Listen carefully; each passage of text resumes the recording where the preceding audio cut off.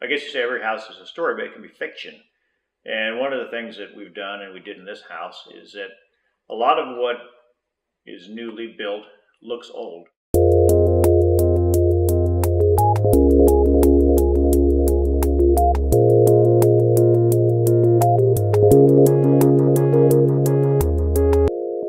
But we didn't really see any need to have everything that we changed look new and so forth, or to keep everything that was old and be overly reverent.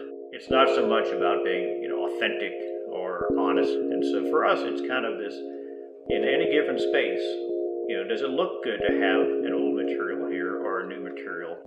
It's more challenging when you find a house that has a whole lot of limitations. And this one is a nice corner. It had a lot of character. And sort of the intangible for me, it had this sort of this spirit, this history.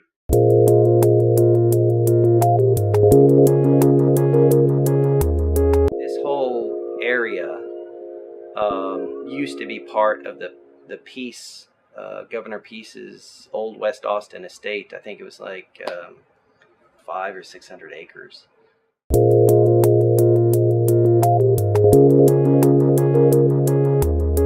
When I started digging a little bit on the Urbanky family, I quickly found that the daughters were UT grads. And not only were they UT grads, Hilda, the oldest daughter, went to architecture school at UT. So, your mind starts to run a little bit, and you do the math on, okay, well, this is 1935, when it was about built. She was out of school for 5 or so years, maybe was working at an architecture company, and maybe was the architect of the house.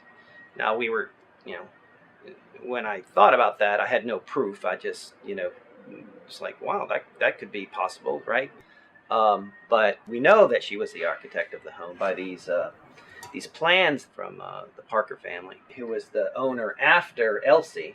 And you can see here that plans of residence for Miss Elsie Urbanky. So, Elsie, the younger daughter, was overseeing the building of the house for the family, and then, Hilda Urbanky, architect Austin.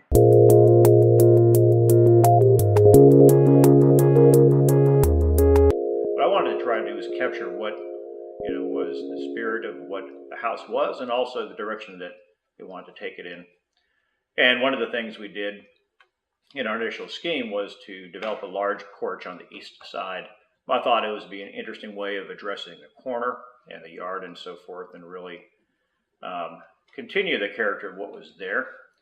And Kim was very polite, but she said, Hugh, the existing front porch is all the history, all the traditional architecture I can really handle. And to me, that was really sort of the big aha moment.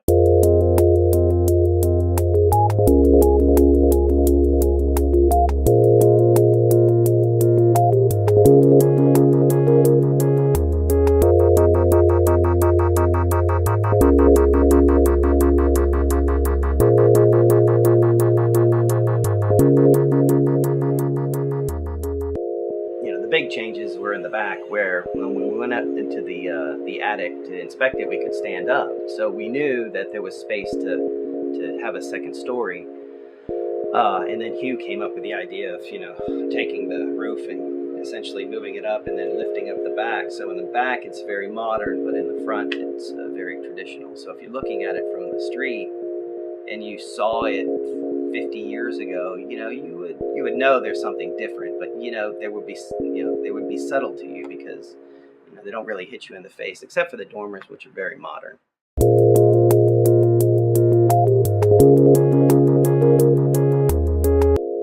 Even though the house, many of the elements look like they were original, at the end of the day, the only thing that is really in the same location as it was from the original house is the front porch, steps, and then inside is the chimney.